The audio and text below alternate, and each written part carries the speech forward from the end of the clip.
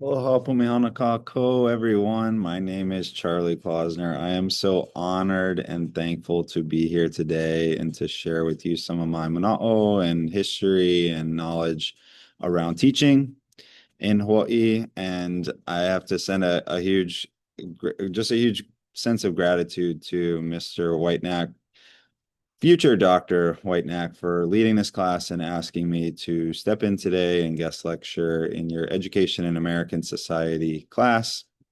I hope I can provide some fruitful bits of knowledge, experiences, stories around what it's like to teach in Hawaii for over a decade now and what it means to be a teacher. And so I'll jump right in. Dr. Whitenack sent me some prompts. So the first prompt was describe yourself. So that was the first part. Your teaching philosophy, the second part. Your experience here in Hawaii, the third part, and comparatively the education in Hawaiian systems of education. So I am actually from Illinois. This is a photo taken out of the back of my parents' home where I grew up amongst the cornfields. So this really grounds me to place. It's a place that I'm proud to be from. It's a place that helped raise me. It's a place that I think about a lot when I think about some of the values that come through in my life.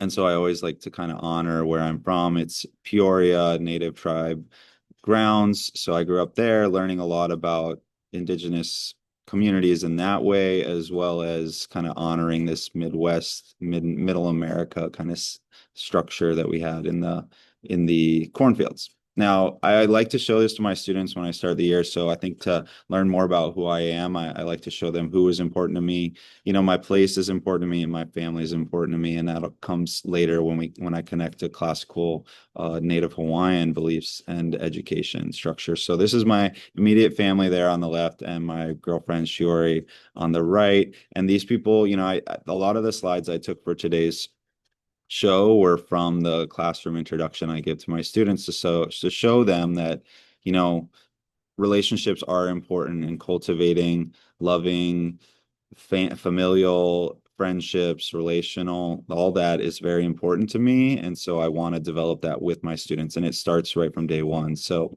then I have photos of my students here. So I've taught, uh, I have a little slide on that later, but I've taught for 11 school years now in Hawaii. I started in 2015.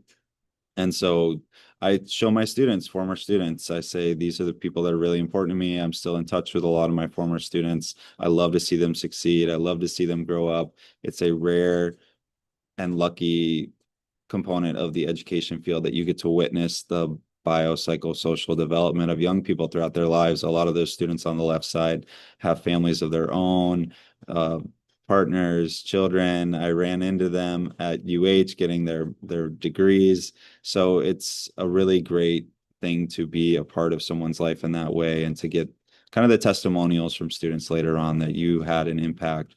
And it's one of the best things in life to run into former students. And I also included my niece Margot with some resources that I have made to kind of connect place, mathematics, culture, a little bit of history, and some things that I like to use with my students. So I also show this to my students, so it gives you a little bit of sense of who I am. You know, activities I like to do. I love to teach. It's one of my main callings in life, and I love mathematics. I think it can be liberatory. I think it's important to understand mathematics. I love sports. I love like healthiness and active lifestyles. I love to read and I love to learn. I love watching good movies and I like debating philosophy and the meaning of life and art and music, poetry, drawings. I love to doodle. I love to learn about what's beyond our earthly confines and look towards that. I also tell my students I love aromatherapy because I have in my classroom candles going, incense going, diffusers going. I think it's important to set and establish an environment that you like in your classroom, and then hopefully students come meet that. I love Hawaiian culture. I love to learn. I've read a lot, uh, done a lot of learning and experiential learning and how things were in Hawaii and how things hope to be in Hawaii around Hawaiian culture. I love it dismantling unjust systems, being a part of the change that can lead towards equity and justice. And I love to learn about myself. So self-acceptance, self-awareness, self-knowledge, all those things are really important to me. And then great great above that is like self-love and actually looking in the mirror and caring about that person, looking back deeply and authentically, knowing that that is the longest relationship you will hold in your life. So it's important to have that sense of self. My friends, setting goals, my family, my community, and I love to travel. So I tell my students these, I show a lot of these students. So there's a lot to know about me, and I really want to just, I love life. I love teaching. I love being in this profession. To me, teaching feels very ancient and feels very pono and very righteous. It's a universal thing that I think if you're a great teacher, you can go anywhere and people will want to be around you and listen to you and hear your stories. And then I also got into teaching 10 years ago, 11 years ago, kind of to think of it as dad practice, because I do want to have a family. I want to have kids. I don't yet, but I want to be somebody who knows how to motivate and empower and uplift young people. So to me, teaching was always like, yeah, it's dad practice, and I can become a really great dad, which I think is going to be a great adventure. And my dad was involved in my life, but my mom was really the one who was there for all the education meetings and meeting with teachers, and she would come and do art outreach and Zumba classes in our classroom. So I really wanted to, as I grow up and as hopefully I have my family, I want to be involved in my kids' life on the day to day and be there at the school that they go to. That's always been a dream of mine. So I think of being at schools and teaching as dad practice for me. And then my academic background. So I did go to a public school in central Illinois, and I was very privileged in a lot of senses in that American schooling system, which I can speak upon later. A lot of my identity, a lot of who I am does align with on the wheel of privilege, the most privileged components. And so I grew up in an environment where every component of my education or my social or my mental, my physical health was empowered by the teachers around me. I was uplifted. I was always supported. I was affirmed in every sense of who I was. And so I know what that kind of empowering, uplifting, liberatory education can look like. And that's the structure that was in place to uplift me. But I want to make that and recreate that for all my students that come to my classroom and all students in Hawaii. So those are my bigger goals. Public school graduate, and then I did graduate from undergrad from Cornell University. I might be a little bit addicted to advanced degrees. I'm just realizing that now. I have my master's in educational studies from Johns Hopkins School of Ed. And then I also have my master's of business administration from Chaminade. I am four-fifths of my way completing the master's of psychology at Chaminade as well, in school counseling. And then I'm also two-thirds of the way currently going through the dissertation phase of completing my EDD, my doctorate of education at UH. It's a lot, but I love to learn. And I tell my students too, it's not, schooling is, I love school, and I want them to see what lifelong learning looks like.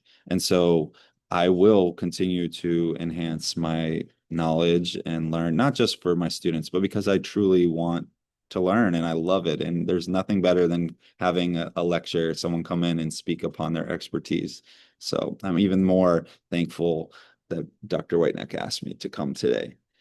So this is an activity I do with my students as well, just to give them a sense, and this is developed from Learning for Justice. So you can see their Learning for Justice standards here in the center with the 1, 2, 3, 4. So I can express pride and confidence without denying it. So I make my students do activities that are really centered around character education, life design, how do they care for others, their social emotional health, a lot of the things that I learn in my counseling program, I bring over the next day into my classroom. So this is just, just to get a background on me. And yes, these are all things that I've had to do for other classes. And you will see there's a point in this presentation where I just write text. So enjoy the photos that are really, though, for me, my positionality as an ally and advocate for social justice, those are important to me. I'm very privileged. I'm a guest here in Hawaii. I'll always be a guest here in Hawaii, and I'm thankful every second I get to be here. One of the things that's important to me is this self-awareness and self-studying. I journal once a week, Sunday nights. It's a practice I've done for 10 years. I've done a lot of goal setting for 15 years.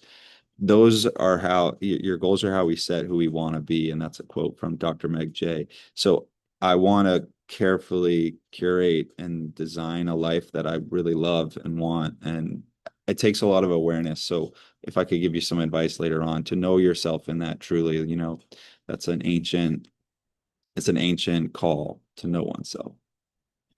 And then, other things I've done, awareness, knowledge, education, comprehensive, lifelong empowerment. I want my students to feel empowered. I want them to leave my classroom being like, wow, he cares about me. He knows me. He is grateful I'm here. And that's the small things that you do with whether it's the classroom protocols on entering the classroom. I greet every student at the door. If they've been absent, it's just that easy, quick reminder of like, hey, I'm really glad you're here today. Thanks for coming. Those small things I think that really empower youth. And then equity for all.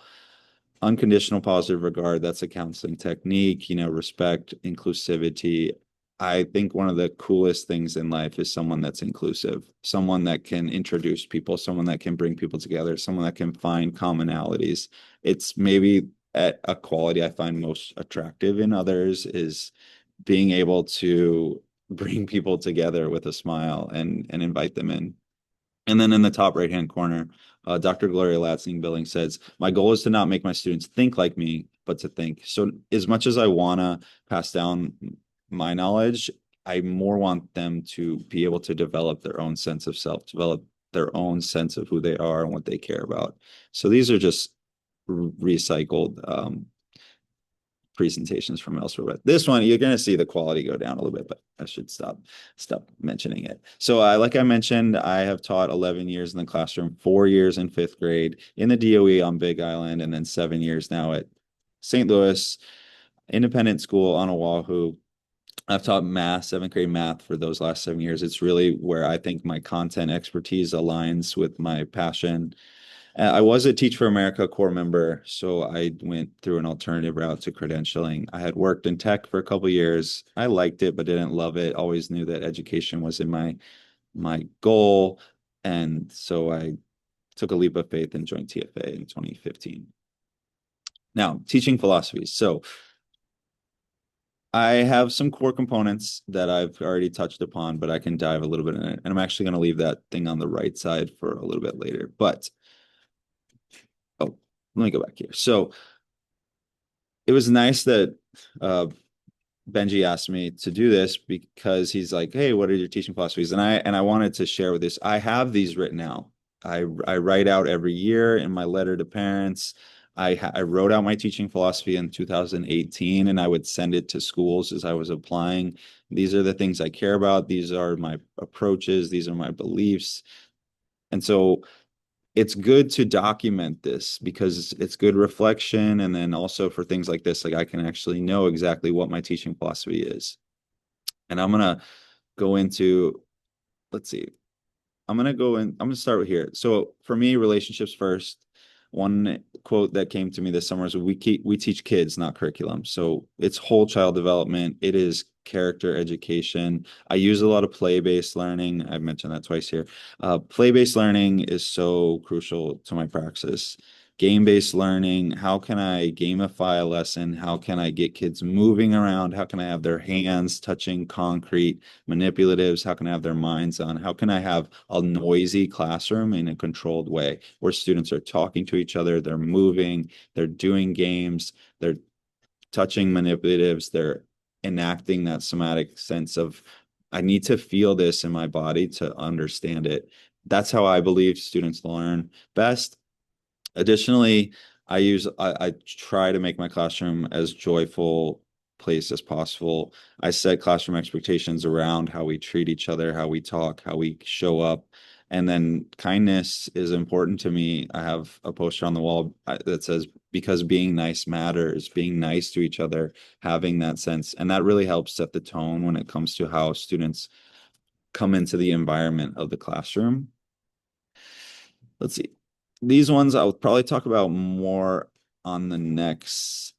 I'll talk more.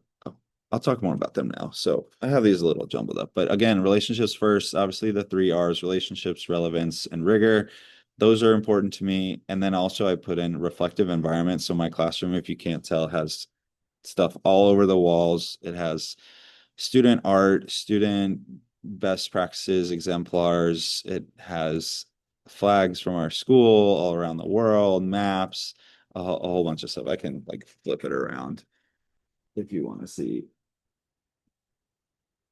the chaos, but make your classroom a reflective environment of your students. And I think then they come in being like, oh, this is a place where I feel represented and I feel ready to take on a challenge in mathematics.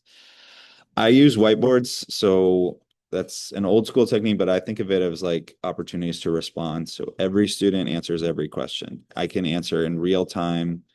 I can see immediate feedback. I use American Sign Language. I teach all my students about 100 signs throughout the year. And then I can tell them immediately, that's correct, try again, or no, or yes. And I can teach them that really quickly. And then I know exactly where they're at any moment. So if I do need to get them a lot of practice, then me as the expert in the mathematics, I can have immediate feedback for 20 students in 20 seconds less. So I think that's a great practice just for mathematics and myself. And then mental, like I said, I bring in a lot of psychology in the classroom. Social emotional health is important. If there's emotional noise in a student's life, they're not going to learn. You, as the adult and the educator, have to be curious about what's going on and not pry, but really get to know the student and know that, hey, I care about you more than I care about your math scores. And they need to know that, at least in my classroom. Whole child development, proper use of technology. You know, I teach at a religious school, so there's religious exploration. I'm an atheist myself, but giving them a chance to explore their spirituality in that sense. Fun, games, joy, Hawaiian culture, Aina-based learning, art. I do a lot of art. I draw on everything. So I doodle. Nothing I've created was from AI. I draw it, hand draw it myself, and I wish I put in photos of that now. I call it tough love. You know, the research might have come up with this term about 10 years, no nonsense nurture. Like, I'm here to nurture you, but I will not accept certain components when it comes to our physical safety, emotional safety, how we treat each other. So tough love. And I grew up, my grandma helped raise me, and she had that with me. And so I had tough love in my life. And I feel like it's a good balance to strike when it comes to that relationship between student to teacher. And then hopefully the student outcomes, autonomy, mastery, community, respect, safety, kindness. And then the results is I get really great dramatic academic growth year by year. And I think students are willing to try hard things when they've gone through a classroom like mine, where they have a lot of student confidence, a lot of success early, and then the environment itself is conducive to them exploring and going forth in their math. Two things we have to believe as great educators: you must teach the whole child, and then you must fundamentally believe that every kid can learn. Every kid belongs, and every kid can achieve. If you don't understand those two things, then it's going to be tough being an educator. And so to me, that leads to this question. And this was actually from a presentation I gave to our faculty. So how do we build us authentic, culturally responsive relationships with our students? So my class, this is what I show my students. I teach quote unquote math, but in this class, we do art. We do a lot of Hawaiian culture, Aina-based learning. I have high expectations. You know, I want to make the questions relevant to their life and culturally responsive. We're going to have rigor. There's going to be a lot of work, a lot of exploration in that sense, affirmation of self and others, social consciousness and action, community, connection and community, customization. So I do really try to differentiate, scaffold things for students that need extra help or students that need extension. There's a lot of time when you're teaching them self-discipline and self-direction, digital learning, so leveraging technology in a sense that they can be learning mathematics anywhere. There is math.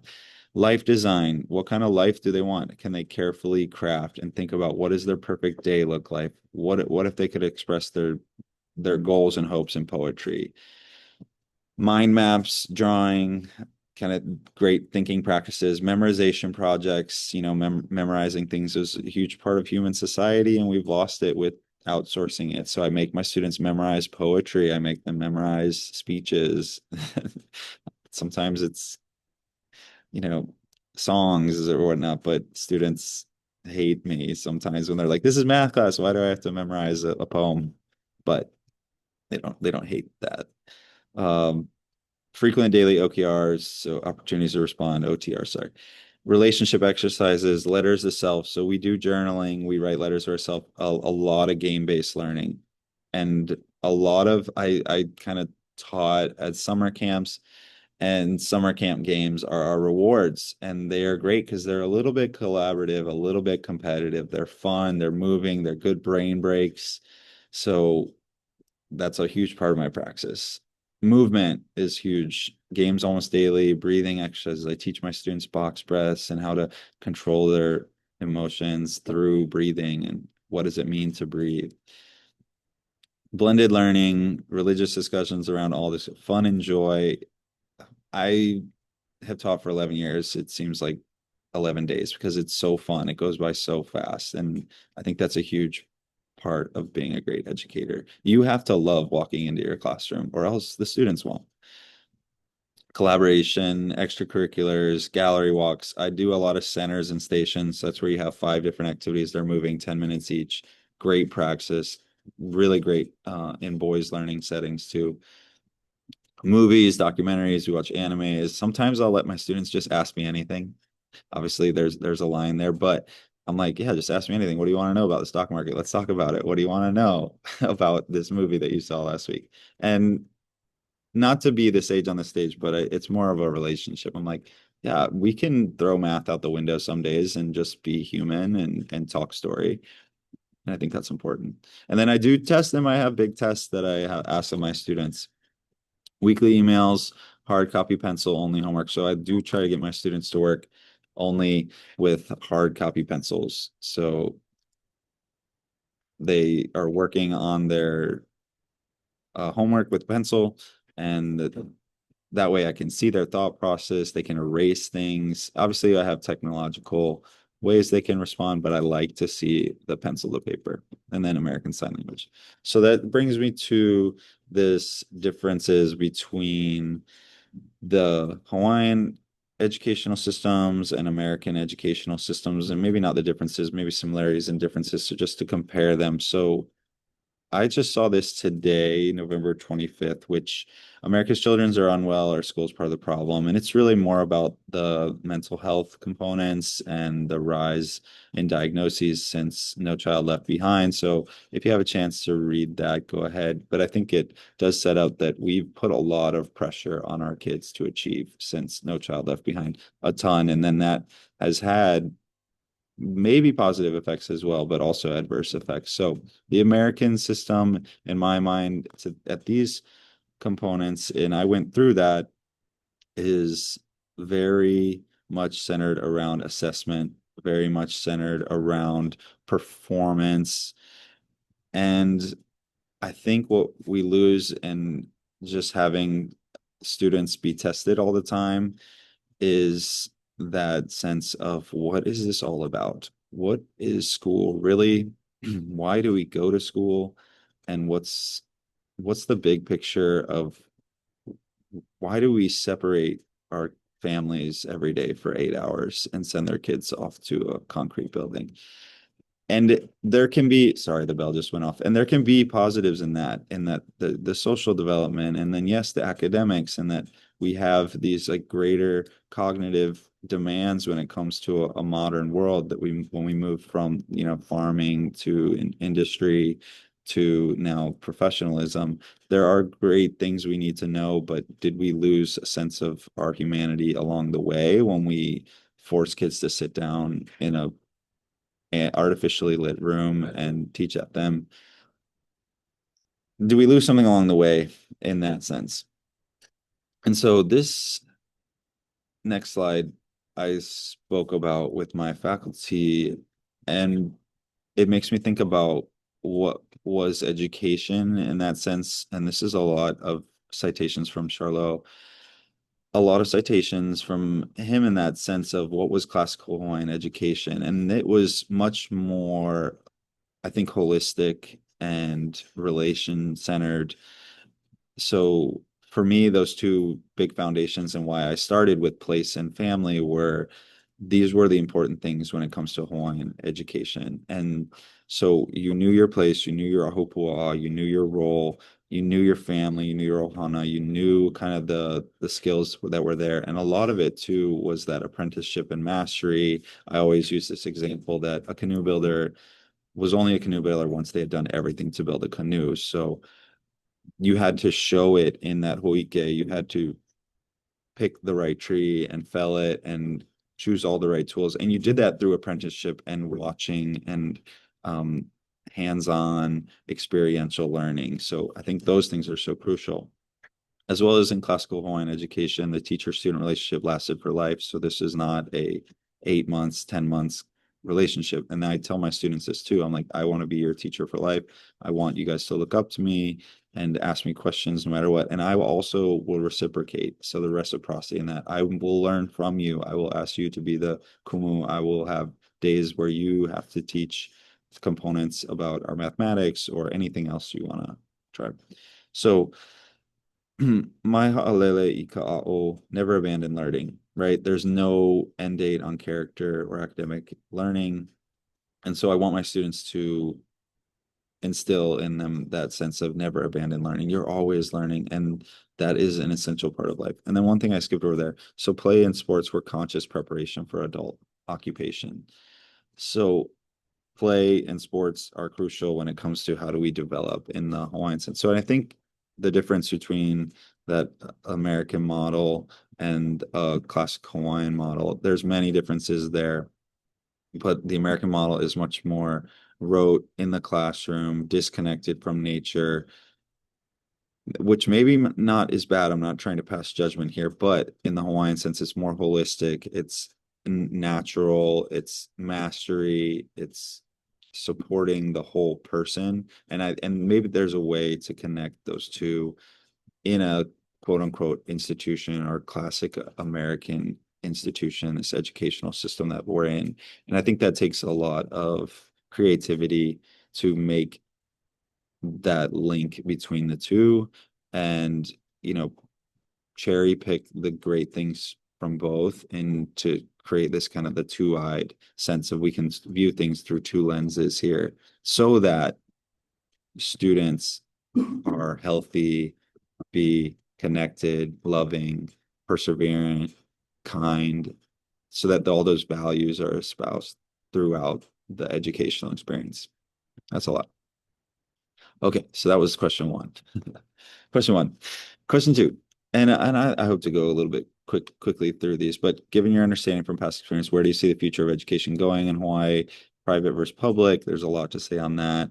And also for U.S. education, if you can comment on the current political climate. So not to be too diff diffusive, but I do not like 45. I think he's horrid. I think a lot of what he's done on the attacks on education itself, the Department of Education, as well as primary and secondary and tertiary ed. My brother works in higher ed, and he's having to really think about these institutions are under attack, and if it's a profession he wants to stay in.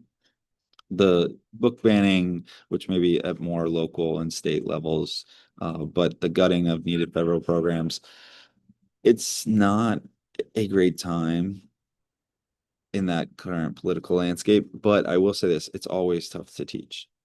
It's such a hard profession. You don't get the respect that we deserve for doing things that are really difficult every day and making decisions that can think ethically and justly about students' lives. And Biden had said, you deserve a raise, not a praise. So I always think about what if teachers made 2x or 3x, what kind of respect that we have to have the same educational attainment as a lot of other professional careers, but yet the pay is not there. And I think to me, I get paid more in my autonomy and my freedom and the relationships and the fact that just last week I got a message from a former student. She's in her early 20s and she's like, "Yeah, you were so uplifting and you're the reason why I'm becoming a teacher." And even though I didn't believe in myself, you always believed in me. And those things, I wouldn't trade those moments for any amount of money. With that said, I think the landscape politically, I think we can hopefully massage the landscape to where teachers are paid and more respected in that sense. But for me, what can it bring to my classroom? So stay commit. I need to stay committed to my values, and it means that when I have social justice statements up on the wall, that just because there's some federal uh, federal imposition to say that you can't have those things on my wall, I still keep them on my wall because I am committed to those things, and those far outweigh whether I think something is.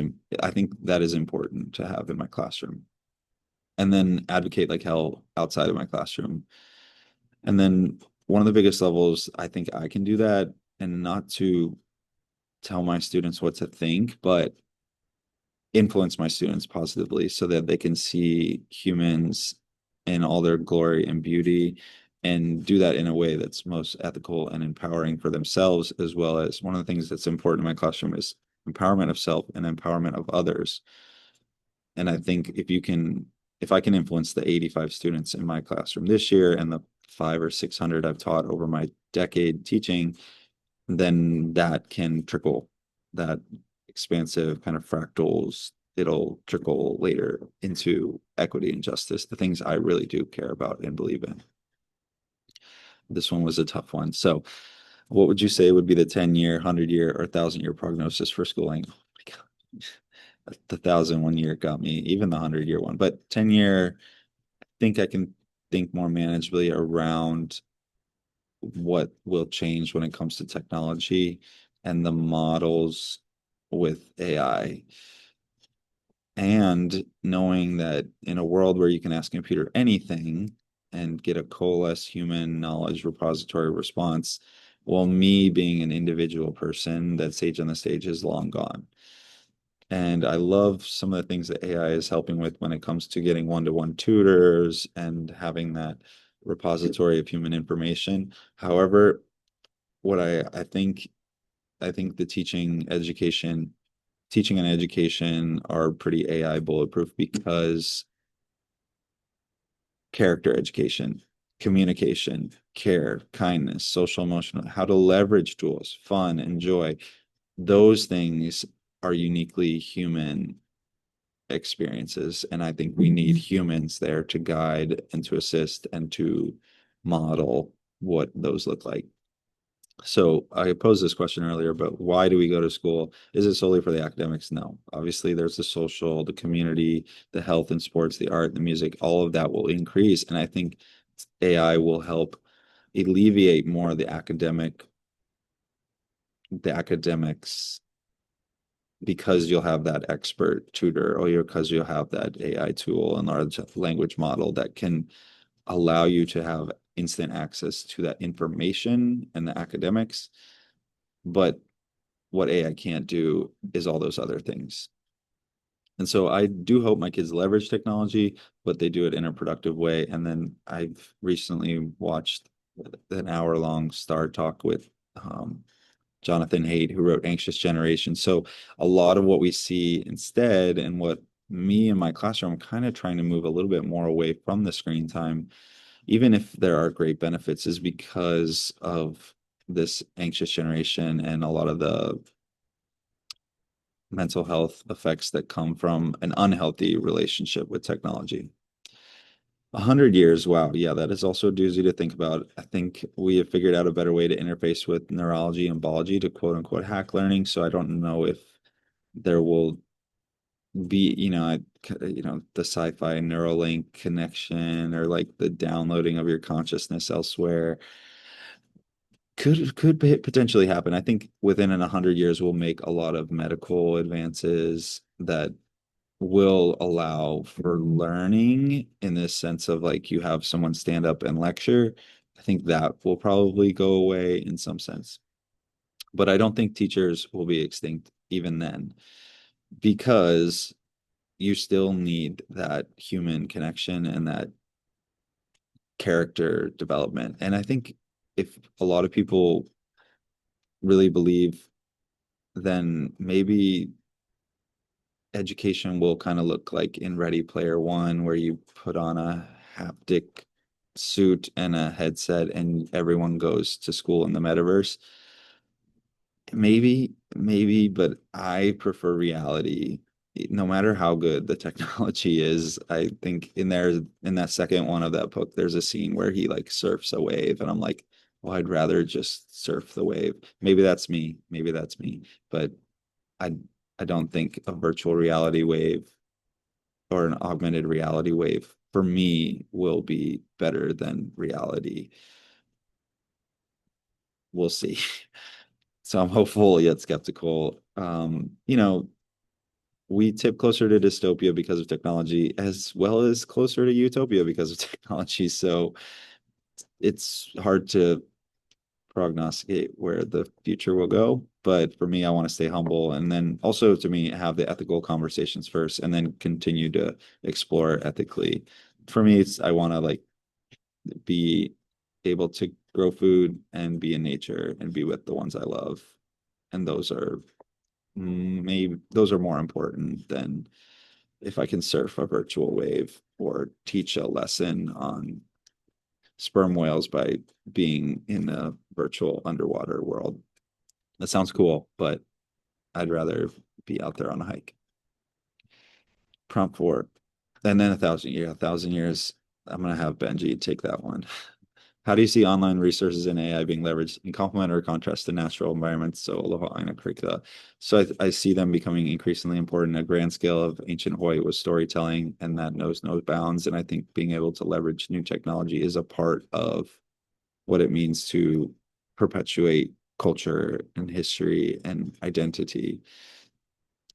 That one I didn't get a ton of time to think too much on, but I did pull a couple of things here. So the DOE has an artificial guide for students, and then this is a training from Apple around AI. And I think for me, the values and those conversations have to come first before the application because it's like I said, I personally prefer reality, and I want to have those conversations around what learning in school and education look like before we neural implant into our brain a way to learn everything that's in every dictionary or every book ever. Maybe just my 2 cents on that. And then Aloha Aina, I think when I think about like Ohe and how do we instill a sense of care for place, a reciprocal care for place in Aloha Aina and love of land, then yeah, we're going to leverage technology to do so. And it's like I said earlier, technology can tip us further towards utopia. It does seem sometimes, though, it tips us further towards dystopia. So we are hopefully the drivers through having those ethical and important conversations and then leveraging technology to learn Olelo and learn Mea Hawaii. Those things are so important. And I think that's where we can be strategic as a people, as as people, as someone in Hawaii, how can I be an ally and advocate for those promoting Mea Hawaii and Aloha Aina and all those values of what it means to be an ethical steward of Hawaiian things and culture and history and place. So yes, technology will be a part of that. And it speaks a little bit, I guess, to that photo I showed earlier where I have given away hundreds of these materials that I built for my classroom and I built for my niece of how can you connect mathematics and Hawaii and so that she can learn about Hawaii and she can learn her math facts from an early age, and doing that in an ethical way and really thinking, all right, is this Pono? Is this the right way to approach this? Is this done in a way that's ethical and right? And even if it is in the system of capitalism, and just to really be sure that it's not neocolonial and that we can build resources for kids that can expand their learning in a ways that gives them connection to place and history and culture. And so I think having good friends around and good thought partners and people to ask questions is super important in that sense. The last one. Okay. What is your advice for future teachers going to the field? So it's so cheesy and I hate even saying it because it's that Simon Sinek book, but you got to know your why. You really have to know, is this your passion? Is this where you want to be? Is this the calling that you felt? I have felt since I was in elementary school that I wanted to be a teacher. And so it feels really good to wake up every day having lived a dream of mine. And not just like me and my dream, but am I doing right? There's a great quote that says, "A teacher's goal is to help you achieve yours." And if what I am doing as a teacher is helping kids reach their goals, then okay, now I feel okay about my goal. And then, like I said as well, we are so blessed to witness the biopsychosocial of great young people day in and day out. There are very few professions where you get to witness children grow up, and I've had 11 years of kids growing up, and it's incredible to see them on their own and having professions and having loved ones and having families at this point. And that's not something you get to see working in an office. I think too, more practically, set expectations for how you behave and act and think in your classroom and communicate them clearly to your students. So for me, I have expectations, and I also tell them how important my classroom is to me. I spent 7 years of my life, most of them in my late 20s, in this classroom. And so it's a special place to me. It's a place where I have gone through ups and downs, and I want them to reach that bar, and they will rise to it when they know that this is important to you. This is an important thing in your life. And then for me, more practical praxis stuff, find something you do really well. So for me, that was game-based learning. I can very easily take a math standard and think about activity, think about the content, think about the curriculum, and turn it into something fun that is game-based. That was always something I could do. And so I really lean into that as part of my praxis. Then advice, be authentic. Any age students will see right through your masking. If you're not truly loving it, they're gonna tell. And if you're trying to be a hard ass and you're not really, they're gonna know. So be yourself, and they want that. I teach middle school. Middle schools want you to be yourself because they're just trying to figure out who they are too. And so you can give them a model of what that looks like. Accurately advocate for your school and institution to align well with your skills and positions and passions. So this is, if you like, when I joined TFA, they were like, you had to take the first offer you were given. And I ended up being okay because I taught elementary school and I liked it, but I am good at teaching math. I know the math standards K-8 like the back of my hand.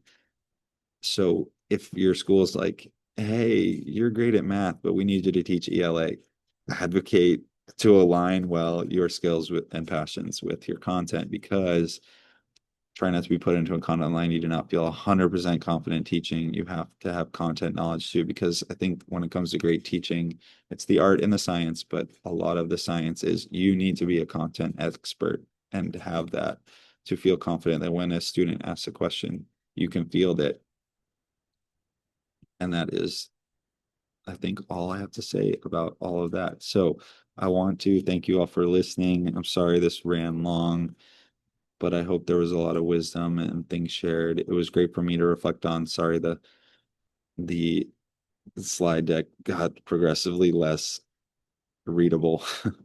But I hope you have a great rest of the semester. Study hard for your exams. Best of luck. If you ever want to reach out to me, I wish I put my contact information up here, but my email address is cmc428@cornell.edu. And I will happily share resources or talk story or just be a sounding board. Anything you need, please reach out. It's a tough profession, but it's so worthwhile and it's so purposeful. And I hope you learned something from my talk today. Again, if you need any help or any guidance in your teaching careers, please reach out to me. And mahalo nui loa. Take care.